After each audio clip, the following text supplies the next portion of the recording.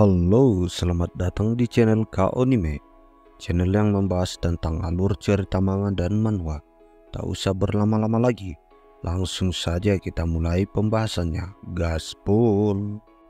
Pada pembahasan kali ini kita akan melanjutkan pembahasan dari manhwa The Northern Blade, di mana di part sebelumnya kita diperlihatkan Hanseol yang kini sudah menguasai teknik penyihir malam putih setelah time skip. Kini rambut serta pakaian Hanseol menjadi putih. Tapi sebelum kita lanjut, Mimin mau ingatin dulu ya, bagi mas bro yang baru bergabung ke channel ini, jangan lupa subscribe channel ini biar Mimin makin semangat membuat kontennya dan sebagai bentuk dukungan untuk perkembangan channel ini. Di awal chapter kali ini, Hanseol yang bertemu dengan masternya diberikan waktu luang untuk pribadinya. Katanya, nikmati waktumu karena setelah ini tidak akan ada lagi waktu untuk pribadi.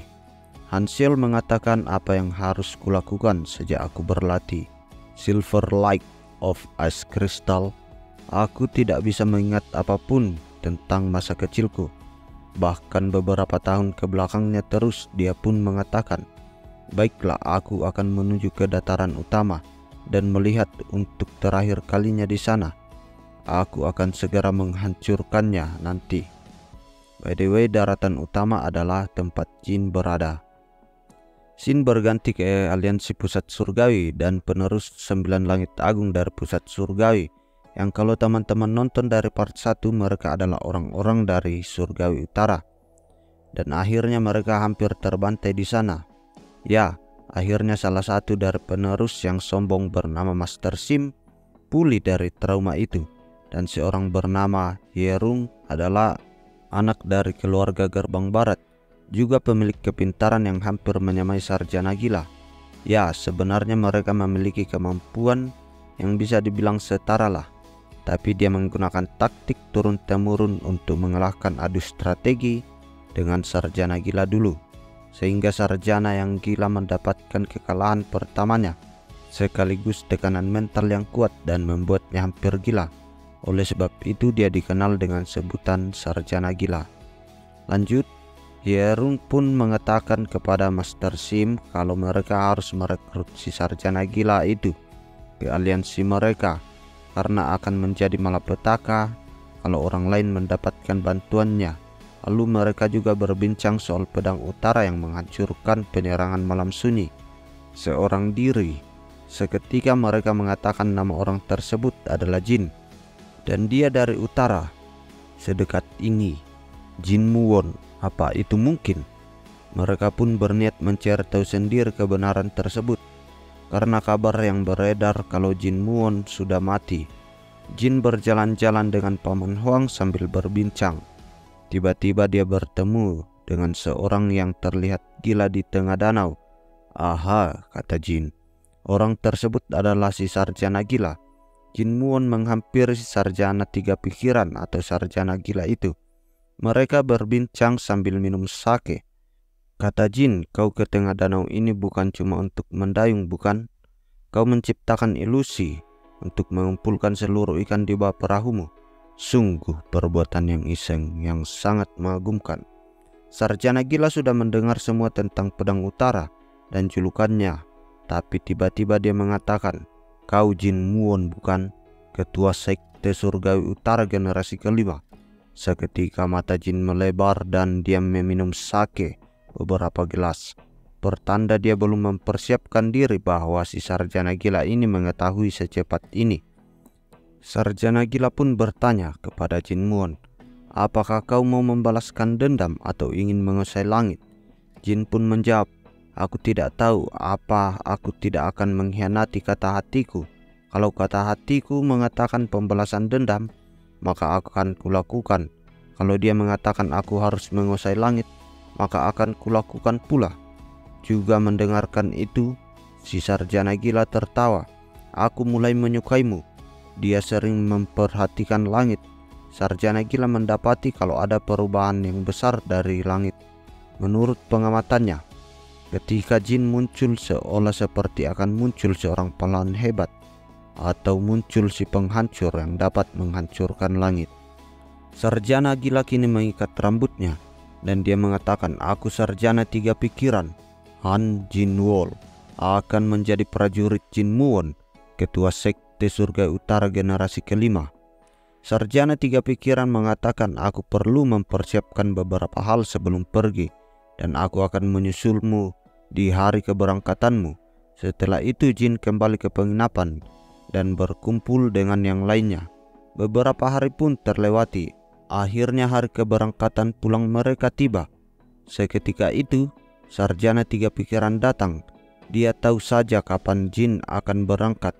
Ternyata sarjana gila sangat cocok dengan ketua sekte 10.000 racun. Mungkin karena sama-sama gila ya.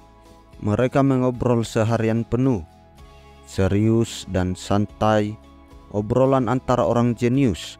Jin mengatakan perlu pergi sebentar dengan Paman Huang, nanti dia akan menyusul. "Kalian duluanlah." Jin dan Paman Huang berniat pergi ke perkampungan yang pernah terbantai dulu, dan asal muasal batu terkutuk yang pernah diambil oleh Paman Huang untuk dulu membuat pedang hitam Jin. Sesampai di sana pedang Jin bergetar dengan hebat. Di sisi lain, ketua Brigadir Besi mengatakan dalam hati, "Aku punya firasat buruk di dalam perjalanan kali ini, dan orang terkuat sedang pergi.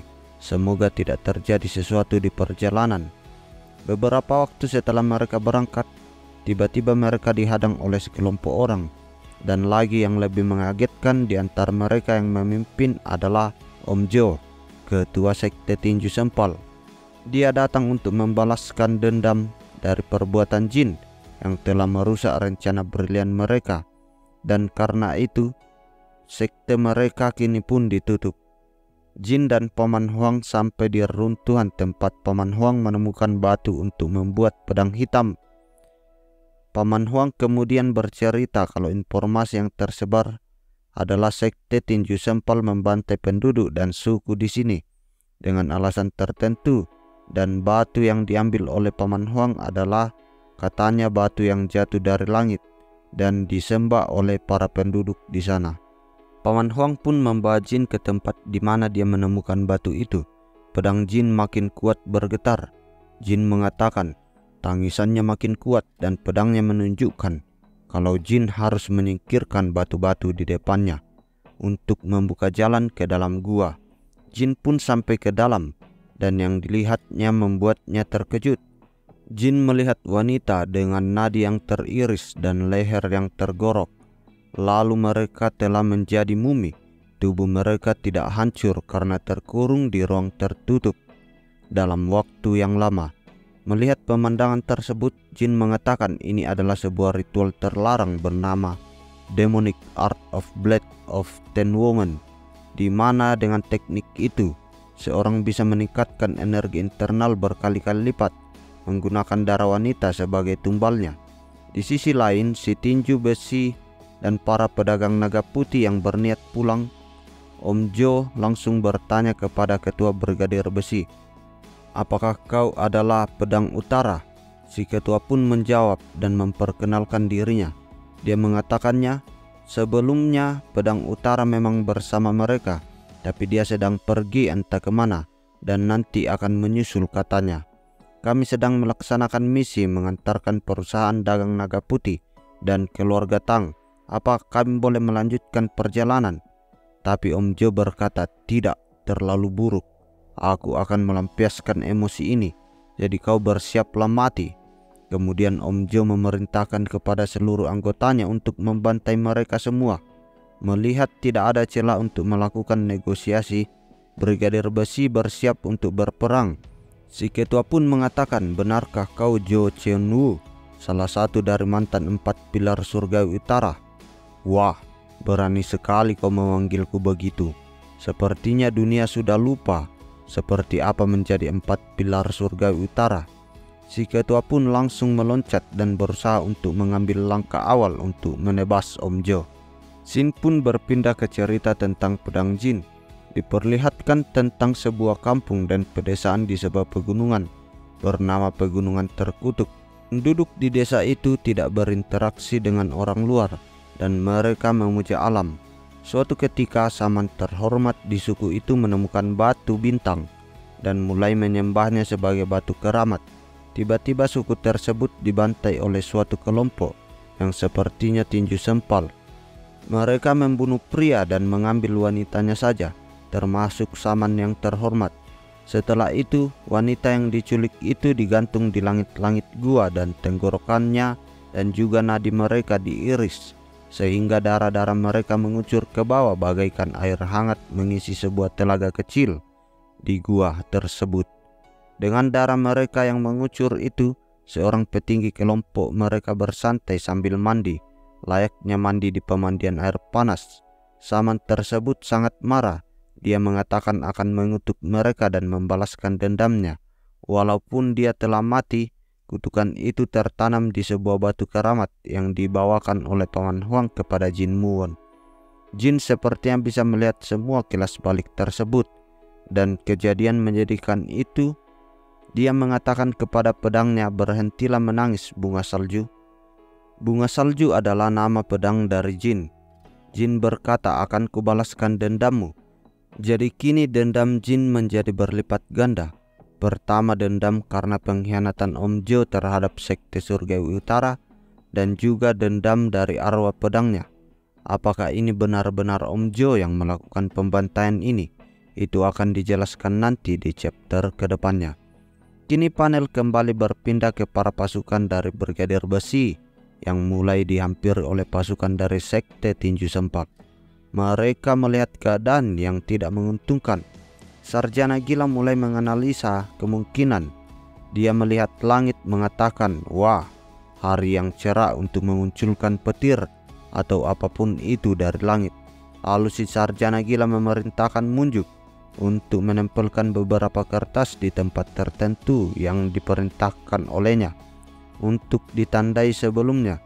Setelah itu dia pun mengirim telepati kepada ahli strategi dari Brigadir Besi dan mengatakan, "Serang saat aku memberikan aba-aba." Katanya sarjana tiga pikiran mulai mengeluarkan ilusinya. Badai debu datang dari belakang mereka, sehingga musuh mengira ada tambahan pasukan yang datang. Tiba-tiba dari langit hujan panah yang sangat banyak menerjang mereka. Para anggota tinju sempal panik dan berusaha menahan panah-panah itu dengan tangan mereka. Seketika Brigadir Besi memberikan aba-aba untuk melancarkan serangan karena teralihkan oleh ilusi panah dan debu. Pasukan tinju sempal pun lengah dan terkena serangan kejutan tak terduga. Tetua Tang mengatakan, "Wow, badai debu dan panah. Ini adalah ilusimu." Ternyata bukan cuma musuh yang bisa melihat ilusi sarjana gila, tapi semua orang bisa. Kini Munjuk mendapatkan tugas lain dari sarjana gila, yaitu menempelkan lembaran tadi lagi di dua pohon besar yang sejajar. Tapi dia sempat dihalangi oleh salah satu elit dari tinju sempal. Awalnya dia dihajar dan juga serangan pedangnya tidak berguna, dan ditahan dengan teknik pengerasan tubuh dari sekte tinju sempal. Seketika Munjuk mengingat ajaran dari Jin dulu. Saat mereka berlatih, muncul bayangan untuk mengaplikasikannya. Alhasil dia pun bisa memotong tangan dari anggota tinju sempal dan menusuk tubuhnya sampai mati. Munjuk berkata, "Akhirnya aku membunuh orang." Dan lagi orang yang dibunuhnya itu sebenarnya memiliki kemampuan puncak, karena mereka adalah elit langsung di bawah perintah oleh ketua tinju sempal. Setelah berhasil melakukan perintah dari sarjana gila, sekarang saatnya si sarjana gila itu memainkan lagi ilusinya. Kali ini dia membuat sebuah ilusi yang sama sekali tidak masuk ke akal, sehingga orang melihatnya langsung tahu itu adalah ilusi. Itu sebuah telapak tangan yang besar yang akan menimpa mereka. Karena kejadian sebelumnya, akhirnya ilusi ini pun tidak dihindari oleh sekte tinju sempal, karena mereka tahu bahwa ini hanyalah ilusi, tidak perlu menghindarinya dan tidak perlu terlalu mengkhawatirkannya.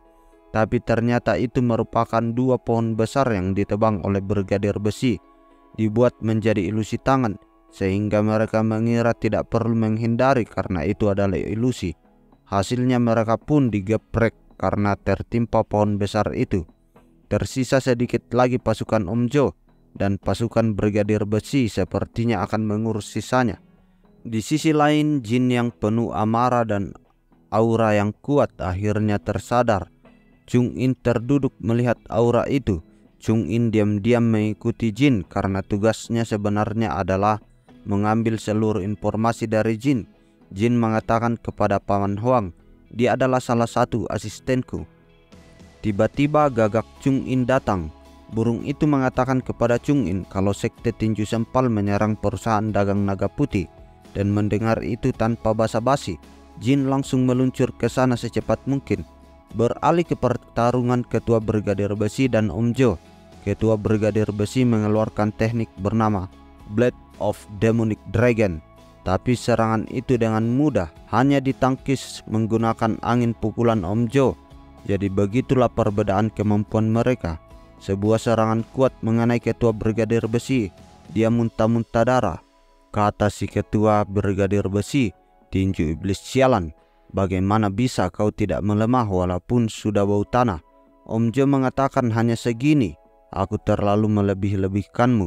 Ketika Om Jo ingin menyerang, jubahnya tersangkut oleh pedang. Karena pandangannya teralihkan, Ketua Brigadir Besi tidak menyia-nyiakan kesempatan itu. Ia mengeluarkan salah satu teknik ultimate-nya. Tapi serangan itu bisa ditahan tanpa bergores sedikit pun oleh Om Jo. Akhirnya si Ketua terkena serangan telak dan kuat dari Om Jo. Beralih ke pasukan Brigadir Besi dan juga Sarjana Gila. Sarjana Gila mengatakan, "Baiklah, mari kita memberikan goncangan yang ketiga." Dia mengarahkan pandangan dan tangannya menuju langit. Seketika sebuah ilusi besar seperti bola cahaya yang besar keluar. Para tinju sempal bingung apakah ini beneran atau hanya ilusi. Namun seketika mata mereka menjadi hitam dan gelap. Mereka menjadi buta dan tidak bisa melihat apapun. Ahli strategi Brigadir Besi yang mengerti juga soal teknik ilusi mengatakan, "Luar biasa. Ini adalah teknik ilusi tingkat 4 dan dia bisa menggunakannya dengan mudah dan begitu menakjubkan. Aku juga sebenarnya bisa menggunakannya, tapi membutuhkan waktu 4 hari untuk persiapan." Dia gila, teknik ilusi ini membutuhkan pemahaman sempurna tentang geografis dan waktu. Tapi dia mengeluarkannya seakan ini bukan apa-apa. Jurus ini sebenarnya bisa ditangkal dengan memfokuskan seluruh ki ke mata. Tapi dengan bantuan keluarga Tang yang menyebarkan racun dengan efek menangkal ki, maka mereka benar-benar kewalahan. Cucu keluarga Tang yang menyebarkan racunnya, dia hampir saja terkena serangan oleh mereka, oleh orang yang menebak pergerakan dari cucu keluarga Tang. Di saat terpojok, jin datang menebas mereka hingga menjadi debu, dan dia langsung melesat ke tempat Om Jo yang ingin menghabisi Ketua Brigadir Besi. Jin sampai di depan Om Jo. Om Jo langsung mengenalinya. Dia lalu tertawa sangat kuat sambil mengatakan, "Tentu saja, jelas siapa lagi Pedang Utara. Pantas saja nama itu membuatku emosi. Hahaha. Kukira kau sudah mati, Muwon." Dan di akhir panel kali ini, Muwon mengatakan, "Lama tak berjumpa Om Jo." Ya, dan itu adalah akhir dari part kali ini. Kini akhirnya Jin akan berhadapan dengan salah satu pengkhianat dari sektenya. Orang yang telah mengkhianati ayahnya dahulu. Mampukah Jin membalaskan dendam pertamanya? Pantau terus channel Kaonime untuk mendapatkan update terbaru dan kelanjutan ceritanya. Sampai di sini dulu ya, sampai jumpa lagi. Salam Kaonime. Terima kasih.